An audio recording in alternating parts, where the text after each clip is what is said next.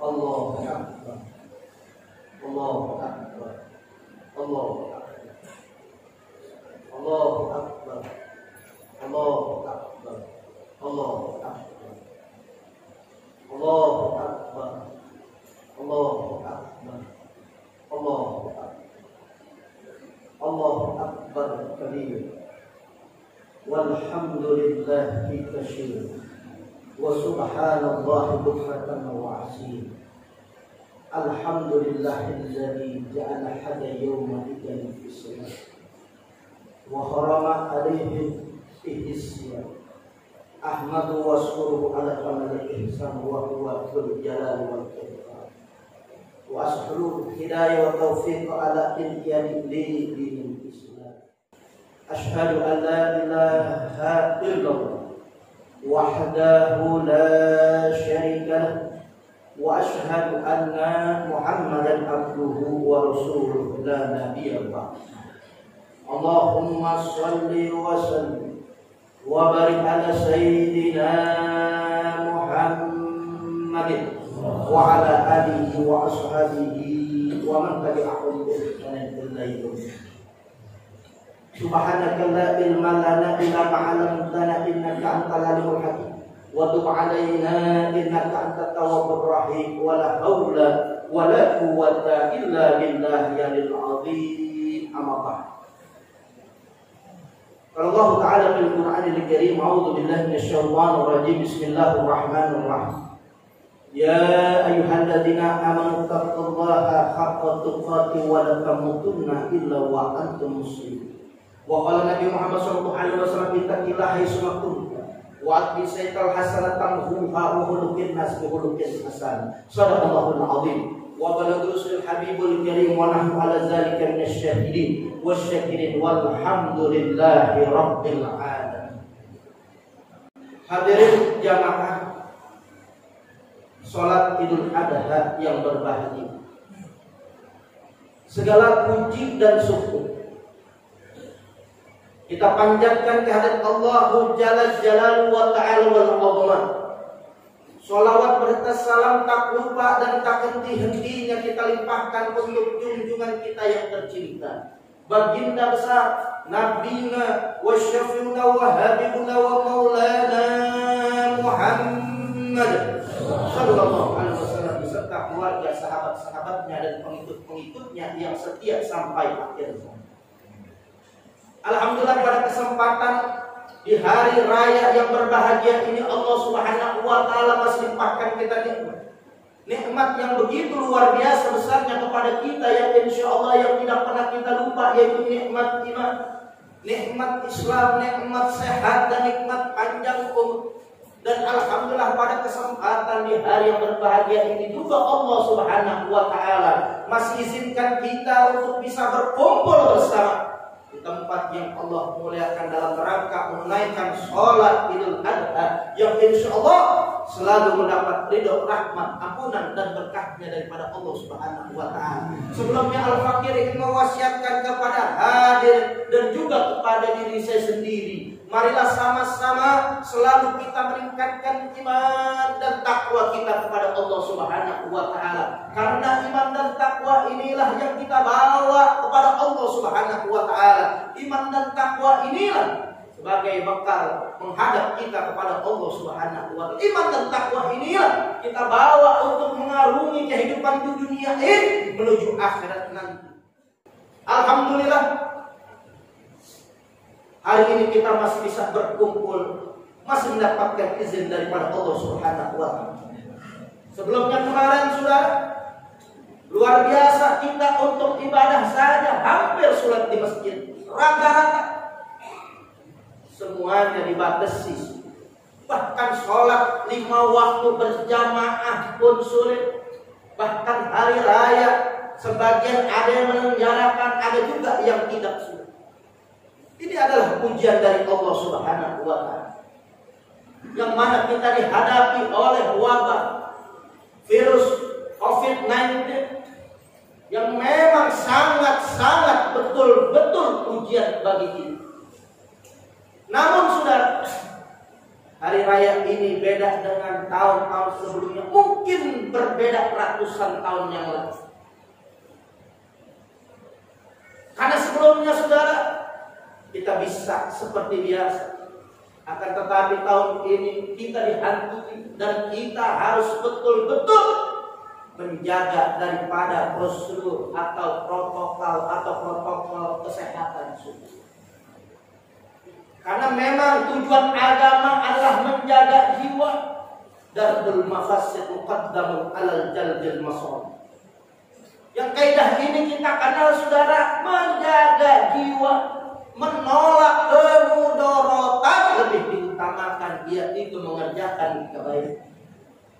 Masing-masing menyelenggarakan silahkan, juga yang tidak silahkan. Memang Allah Subhanahu wa ta'ala jadikan kita selalu berbeda pendapat. Sebagaimana firman Allah dalam surat Hud ayat 118, walau sa'aruka la ajalnas ummatan wahidatan wa la yazaluna mukhtalifin. Kalau saja Tuhan engkau mau, manusia di muka bumi ini Allah jadikan umat yang satu.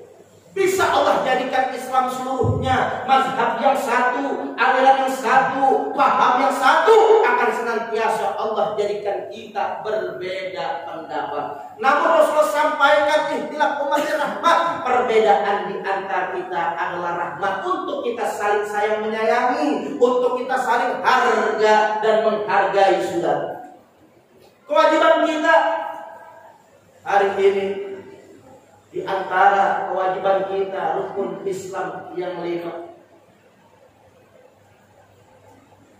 Dari rukun Islam yang pertama, yang ketiga wajib mutlak, syahadat, sholat dan puasa.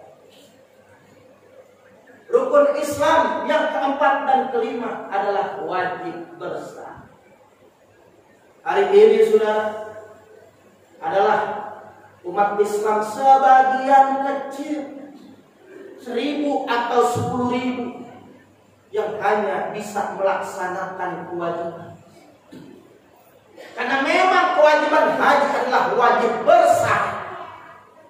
Syaratnya apa? Adalah mampu dalam hal finansial, mampu dalam kesehatan tubuhnya, mampu aman dalam perjalanan, yang ditinggalkan juga tidak sengsara. Kalau saudara keadaan begini saudara, umat Islam yang telah mampu melaksanakan apa semua, namun terbentur dalam pada hal virus corona, insya Allah sudah hitung mereka melaksanakan haji. Walaupun mereka sampai saat ini karena mereka sudah pasti, bukan mereka yang mau, mereka sudah siap lahir batin. Namun keadaan sampai saat ini sudah yang mengganggu kita. Akhirnya ditunda, mudah-mudahan Allah Subhanahu wa ta'ala panjangkan umur kita, saudara-saudara kita, untuk bisa tahun besok mengerjakan haji. Karena wajib haji ini adalah kewajiban yang besar, sehingga betul-betul dalam keadaan begini tidak bisa dipaksakan. Kalau yang gak mampu pergi haji saudara, jangan berkecil hati. Hari ini masjid juga menyelenggarakan pemotongan hewan kurban. Disitulah kita ambil kesempatan, beda tahun kemarin dengan sekarang. Tahun kemarin mungkin banyak saudara yang berkorban, mungkin masuk hal yang biasa-biasa saja, tapi sekarang luar biasa. Kenapa? Karena memang kita digodok untuk menjadi orang bertakwa. Yang takwa ini kita bawa dari Ramadan, kita dididik agarlah Allah kita. Takwa ini kita bawa. Yang pertama, ciri orang bertakwa alladzina yunfikuna fisyaraqi wa dhur, yaitu menjalankan hartanya baik senang maupun susah, baik lapang maupun susah. Memang sekarang kondisi ekonomi morat-marit, tapi disinilah ditantang ketakwaan kita. Beda tahun kemarin dengan sekarang, haji tahun kemarin dengan haji sekarang beda.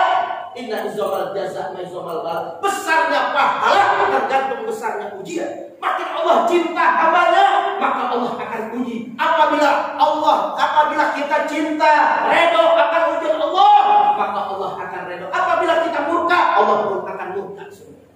Maka kalau sekarang kita paksakan, ini luar biasa saat ini di antara orang yang disitulah letak ketakwaan kita. La yu'minuna ahadukum hatta yuhibbu li akhihi ma yuhibbu li nafsihi. Tidak beriman di antara kamu sebagaimana kamu mencintai dirinya sendiri, mencintai saudaranya sebagaimana mencintai dirinya sendiri. Di sini dituntut ketakwaan kita. Memang sulit, tapi bagaimana saat sulit untuk kita menjalankan hak kita? Bagaimana saat kita membantu saudara kita? Jangan mundur. Karena Rasulullah SAW takwanya sempurna, habis hartanya sudah. Belum menjadi nabi, kaya raya, pedagang sukses. Melamar Khadijah juga orang sukses, saudagar kaya raya, bahkan hartanya 2/3 kota Mekah. Bagaimana tidak Rasulullah melamar Khadijah, mas kawinnya unta yang terbaik, unta yang termahal, unta yang terindah, unta merah. Seharganya satu unta itu 1,5 miliar, diberikan 99 sudah. Namun begitu Rasulullah jadi nabi dan rasul, habis harta. Tidak ada yang tersisa ketika wafat, cuma gamis yang dipakai, cuma alas tidur yang dipunya. Bahkan Siti Khadijah, satu riwayat, meninggal dalam keadaan pakaiannya sangat sederhana, bahkan compang-camping surat ibu negara, Ummul Mukminin, ibunya orang-orang beriman. Hartanya habis untuk menjalani kami di jalan Allah. Kita belum ada apa-apanya mengorbankan uang kita untuk menyembelih hewan kurban, saudara. Dibandingkan Nabi kita, semua hartanya habis untuk umat. Kapan lagi saudara kita bisa bela-belain? Memang kita sulit, tapi bagaimana kita bisa membantu saudara agar mereka bisa merasakan hari raya Idul Adha? Mereka bisa bersama-sama merayakan daripada hari raya Idul Adha. Namun kalau memang sudah terbatas, saudara, ada momen kesempatan di akhir tahun, Dzulhijjah ini akhir tahun daripada tahun berikutnya. Yang sebenarnya akhir tahun adalah tempat kita muhasabah, merenung. Hasibu anfusakum qabla an tuhasabu. Hisablah diri kamu sebelum kamu dihisab di yaumul qiyamah nanti. Ternyata di akhir tahun ini kita bukan menghisab saja, Allah kasih solusi. Di akhir tahun Allah akhiri tuntun kita dengan kebaikan. Ada apa? Ada puasa sunnah Arafah. Su'ila Rasulullah sallallahu alaihi wasallam an shaumi yaumi Arafah. Ditanya Rasulullah sallallahu alaihi wasallam tentang keutamaan puasa Arafah yang digandeng mungkin 8 Dzulhijjah yaumut tarwiyah, 9 Dzulhijjah yaumul Arafah adalah fadilah keutamaannya menghapus dosa setahun yang telah lalu dan yang akan datang, luar biasa. Artinya Allah ini akan paksa kita masuk surga. Ramadan habis, dosa kita dihabisi dengan amal ibadah kita. Ditutup lagi dengan bulan Syawal. Di akhir tahun dikasih kesempatan kita untuk puasa surah. Ternyata saudara, awal tahun Allah kasih kesempatan kita untuk bisa melaksanakan puasa Asyura. Sama menghapuskan dosa setahun yang telah lalu. Artinya dalam berpuasa Allah ingin paksa kita masuk surga ketimbang masuk neraka. Rahmat Allah lebih besar daripada murkanya Allah, daripada azabnya Allah Subhanahu wa ta'ala. Namun saudara, semua yang tadi saya sampaikan itu adalah urusan kita dengan Allah. Hablum minallah kita, Allah kita berbuat dosa kepada Allah, kita tebus di akhir tahun, selesai. Tapi nanti dulu, kalau kita sudah berurusan dengan manusia, hablum minallah, gak kepake saudara kita, puasa kita, gak dihapusin dosa kita setahun yang lalu. Kalau kita punya sangkutan dosa kita kepada manusia, maka Imam Bagir menyampaikan ketika di puasa Arafah sebelum Arafah, jangan kita bermusuh-musuhan, jangan berbuat zalim, saling memaafkan saudara, agar pahala puasa kita, ibadah kita setahun yang telah lalu, Ramadan kita, Syawalan kita diterima oleh Allah Subhanahu wa ta'ala. Percuma saudara kalau kita jahat boleh bersama orang, korban kita nggak berarti, haji mungkin kita tiap tahun nggak berarti, umrah kita mungkin tiap bulan nggak berarti, sedekah kita hebat bagaimanapun, kalau kita jahat boleh sama orang nggak berarti saudara. Bahkan tempatnya neraka jahanam. Ketika hablu minallah mungkin 5 waktu sehari semalam, mungkin 25 menit. Tapi begitu kita melek mata sampai mata terpejam lagi sudah, urusan kita sama manusia luar biasa. Di keluarga kita, tetangga kita, saudara kita, teman kita berurusan dengan baik. Maka Allah sampaikan dalam surat Al-Buruj ayat 10, innal ladzina fatanul mu'minin wal mu'minat summa lam yatubu falahum azabu jahannama wa lahum adzabul harim. Sesungguhnya orang-orang yang menyiksa, membuat susah, memfitnah orang-orang beriman, baik laki-laki maupun perempuan, mereka tidak mau tobat, tempatnya adalah neraka jahanam. Inna lillahi wa inna ilaihi raji'un. Belum lama kemarin kita melihat ulama dicaci maki, ulama diinjak-injak, saudara, foto posternya, bahkan dibakar, disobek-sobek, difitnah sebagai pengkhianat negara, difitnah saudara sebagai sampah. Innalillahi wa inna ilaihi raji'un. Kalau orang beragama, beriman, bertakwa, nggak mungkin dia lakukan itu, karena hanya komunis yang benci kepada ahlul baitnya Rasulullah, cucunya Rasulullah, ulama warisan para nabi. Hanya PKI, hanya komunis sudah. Dan itu adalah luapan mereka atas gagal perjuangan umat Islam yang menolak RUU HIP sudah. Ini virus yang berbahaya lebih daripada virus corona.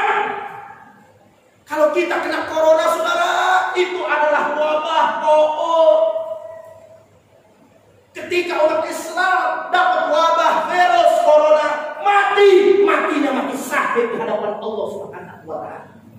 Tapi ketika kita kena virus RUU HIP atau yang dirubah sekarang RUU BPIP, itu adalah virus mematikan iman kita, memurtadkan kita. MUI sudah fatwakan, barang siapa umat Islam coba-coba dukung komunis, bahkan berideologi komunis, maka dia telah murtad keluar dari agama Allah Subhanahu wa taala. Dan wajib komunis diperangi, maka MUI siapkan untuk resolusi jihadnya, iskaliman au syahida, hidup mulia atau mati syahid sudah.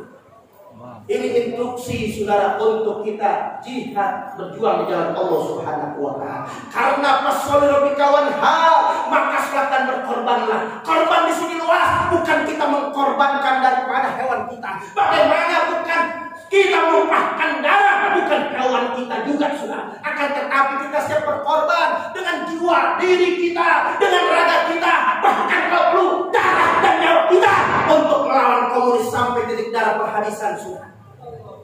Siapkan senjata terbaik kalian. Mereka sudah menantang perang, mereka sudah nyata terang-terangan menampakkan diri sudah. Dan ini adalah pelemahan ketuhanan yang Maha Esa. Pelemahan ketuhanan yang Maha Esa telah mereka lakukan. Saya yang pertama melaporkan Ahok, dan saya banyak saat ini 27 dokumen saat ini di tangan saya, dan kawan-kawan saya dan kawan-kawan melaporkan Ahok, Sukmawati, Victor Espoda, Ade Armando, Guntur Romli, saudara, Abu Janda, Denny Siregar, saudara, semuanya tidak ada diproses satupun. Bahkan cuma masalah bendera PKI Perjuangan yang dibakar, saudara, langsung diproses, korlapnya dipanggil. Tapi ketika ulama yang berjuang terdepan menjaga Pancasila sampai saat ini, nggak ada diproses, saudara. Sudah dilaporkan, saudara. Inna lillahi wa inna ilaihi raji'un. Dulu zaman PKI langsung dibubarkan, Nasakom diterima. Tahun ini saudara, HTI dibubarkan, RUU HIP mereka coba golkan. Rata-rata fraksi-fraksi yang ada di DPR mereka tanda tangan, kecuali 2 partai saudara. Inna lillahi wa inna ilaihi. Bagaimana RUU HIP saudara? Nggak dimasukkan TAP MPS nomor 25 tahun 1966 tentang pelarangan komunisme, marxisme, leninisme. Nggak dimasukkan. Bahkan dimasukkan Trisila, bahkan Ekasila. Karena Pancasila adalah warisan ulama. Pancasila adalah rumusan ulama, ketuhanan yang Maha Esa. Dan itu sudah benar. Dekret Presiden 5 Juli 1959 bahwa dinyatakan Pancasila Pancasila dijiwai dengan piagam Jakarta, dengan menjalankan syariat-syariatnya bagi pemeluk-pemeluknya, saudara. Ini sudah final. Artinya Pancasila biar kita rawat, ulama yang rawat, mereka yang telah berjasa melindungi negara ini sudah. Karena sebelum ada NKRI, sebelum ada TNI, sebelum ada Polri, ulama ratusan tahun, 350 tahun membela negara ini melawan penjajah. Tapi mereka jadi pesah kita. Habib Rizik jadi pesah kita, nggak bisa pula. Habib Bahar bisa masuk Nusa Kambangan sudah. Ini murka Allah, ini perbuatan zalim. 2018 ketika aksi kita memprotes penistaan agama ada yang polos. Saya sampaikan ke depan Mabes Polri, saya sampaikan kepada perwira-perwira polisi yang ada di Mabes Polri, perwira-perwira, Pak tolong bebaskan Habib Rizik, pulangkan semua ulama-ulama tarik, copot SP3, perlakukan, cabut perkara mereka. Apa salah mereka? Mereka bukan pemimpin partai yang mau ambisi cari kedudukan. Mereka bukan pelaku koruptor. Yang saat ini koruptor menjadi surga di Indonesia. Yang saat ini penista agama menjadi surga di Indonesia. Justru ulama dikriminalisasi. Kenapa ulama dikriminalisasi? Justru ulama yang harusnya bisa mengatur negara ini. Kemarin seharusnya mereka tunduk dan patuh kepada ulama, karena ulama yang berjasa harus memerdekakan negara ini. Bulan Agustus adalah bulan kemerdekaan. Jangan pernah lupa. Itu adalah perjuangan umat Islam ulama. Belum ada TNI, belum ada Polri, saudara. Mudah-mudahan Allah Subhanahu wa Ta'ala berikan petunjuk kepada pemimpin kita agar mereka tobat kembali kepada Allah Subhanahu wa Ta'ala. Sudah cukup teguran-teguran kepada negara ini. Virus corona justru meningkat. Dan virus corona ini bukan tanpa sebab. Setiap musibah toko dua pasti ada sebab. Baik secara langsung maupun secara tidak langsung. Secara langsung mereka telah mengingkari perintah Allah. Ya ayuhan nas kulu bima fil ardi halalan thayyiban. Hai manusia, makanlah apa-apa yang ada di muka bumi dengan makanan yang halal dan baik. Hari ini kita menyembelih makanan yang halal dan baik, nggak cukup yang halal zatnya. Tetapi ketika kita menyembelihnya, kita jangan pernah lupa untuk menyebutkan asma Allah ada di dalamnya. Allah sudah tuntun kita. Tapi orang-orang komunis apa saja dimakan, kelawar dimakan. Akhirnya Allah murka, jadilah virus corona. Itu perbuatan manusia secara langsung. Zahara fasadah fil bari wal bari bima kasabat aydihim. Mungkin itu adalah senjata kimia, sama perbuatan tangan manusia secara langsung. Jadi ada sebab musibah ini turun. Pertama sebab manusia itu secara langsung. Yang kedua secara sebabnya manusia. Sebabnya bukan secara tidak langsung. Sebabnya secara tidak langsung. Wa ma kunna muhlikil qura illa wa antum. Dan tidak kalau Allah timpakan musibah, malapetaka, bencana, musibah kepada suatu kampung, kepada suatu penduduk yang mana penduduknya telah zalim berbuat mungkar. Mereka mungkar, mereka pertontonkan ketidakadilan. Allah murka. Indonesia enggak habis-habisnya ditimpa bencana, banjir, kebakaran, longsor, bahkan wabah amat parah. Tidak. Mereka bisa lepas daripada wabah corona. Karena mereka mungkin mendekatkan diri kepada Allah Subhanahu wa Ta'ala. Mereka tidak zalim kepada ulama. Mereka tidak berani menistakan Al-Quran, menistakan agama. Mereka tidak dukung para penista agama. Mereka tidak kriminalisasikan ulama. Tapi Indonesia surganya ulama untuk dikriminalisasikan. Sehingga Allah murka. Ketika Allah murka, Allah tidak pernah pilih kasih. Baik yang haji, yang kiai, yang ulama. Baik ulama, baik pendeta.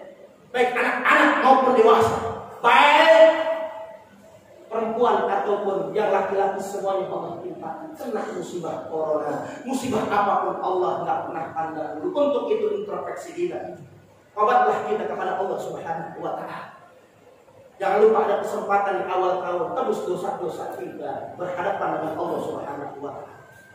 Saling memaafkanlah. Kan ciri orang bertakwa, wal afina alina, saling memaafkan. Kapan saja minta maaf, saudara. Hari ini minta maaf, besok minta maaf, sebelum Idul Adha minta maaf, ketika Arafah minta maaf. Kapanpun kita minta maaf agar amal kita, ibadah kita diterima oleh Allah Subhanahu wa Ta'ala. Dan kepada pemimpin kita doakan agar mereka tobat kembali kepada Allah Subhanahu wa Ta'ala. Kalau mereka tobat kembali kepada Allah, mereka cinta kepada agama Islam, mereka cinta kepada Allah, mereka cinta kepada Rasul, mereka cinta kepada ulama, cinta kepada